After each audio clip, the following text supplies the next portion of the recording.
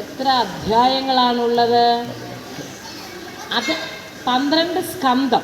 പറഞ്ഞത് ശരിയാണ്, 12 സ്കന്ധം. 12 സ്കന്ധവും പിന്നെ 335 അധ്യായങ്ങളും. എല്ലാവരും നമ്പർ ഒന്നുകൂടെ കാണാതെ പഠിച്ച് ഇന്ന് പോയിട്ട് ചെറിയൊരു ബുക്ക് കയ്യിൽ വെച്ച് കൊള്ളണം. എന്നിട്ട് അന്നന്ന് കേൾക്കുന്നത് വീട്ടിൽ പോയി റീകളക്ട് ചെയ്ത് എഴുതാൻ നോക്കണം. അടുത്ത പ്രാവശ്യം ഞാൻ ചോദിക്കുമ്പം കിട്ടിയാൽ ഇല്ലെങ്കിൽ വരുമ്പം ഡൗട്ട് ഉണ്ടെങ്കിൽ എന്നോട് ചോദിക്കണം.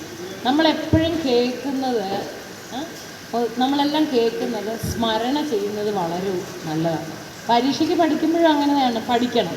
പഠിച്ചിട്ട് എന്ത് ചെയ്യണം എന്നറിയാമോ? എസ്സെയൊക്കെ നമ്മൾ കുളിക്കുമ്പോഴൊക്കെ അത് പറഞ്ഞു നോക്കണം. അപ്പോൾ എവിടെയാണ് ഞാൻ മറന്നു പോകുന്നത്? അവിടെ ഒന്നുകൂടെ നോക്കണം. ഏറ്റവും നല്ല കാര്യമാണ് സ്മരണ. അപ്പം നമ്മൾ ഈ കേൾക്കുന്നത് എന്ത് ചെയ്യണം? എല്ലാവരും ഇന്ന് പോയിട്ട് ശ്രീമദ് ഭാഗവതം എഴുതിയത് രചിച്ചതാര്? ശ്രീ വേദവ്യാസൻ.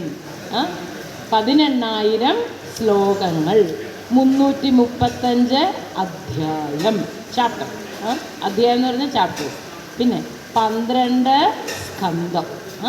ഇത്രയുമാണ് നമ്മൾ ഭാഗവതത്തെ പറ്റി അറിയേണ്ടത്. എപ്പോഴും മറന്നു പോകരുത് ആരും. ഇനി എന്താണ് അറിയേണ്ടത്? എന്താണ് ഭാഗവതം? സാക്ഷാൽ ശ്രീഹരിയെപ്പറ്റി വർണ്ണിച്ചിരിക്കുന്നതാണ് ഭാഗവതം. ഈ വേദത്തിൽ പറഞ്ഞിരിക്കുന്ന കാര്യങ്ങളൊക്കെ നമ്മുടെ സാമാന്യ ബുദ്ധിക്ക് മനസ്സിലാക്കാൻ പറ്റുന്നുണ്ടോ? എന്താണ് അർത്ഥം എന്നൊക്കെ? ഇല്ല. അതിനെ നമുക്കൊക്കെ മനസ്സിലാക്കാൻ തക്കവണ്ണം ആക്കിയിട്ട് ഭഗവത് ചിന്തനം, ആ ഭഗവാന്റെ കഥകൾ നമ്മുടെ ഉള്ളിൽ പതിയുക. അതനുസരിച്ച് എന്തു ചെയ്യണം? നല്ല കുട്ടികളായിട്ട് നല്ല മനുഷ്യ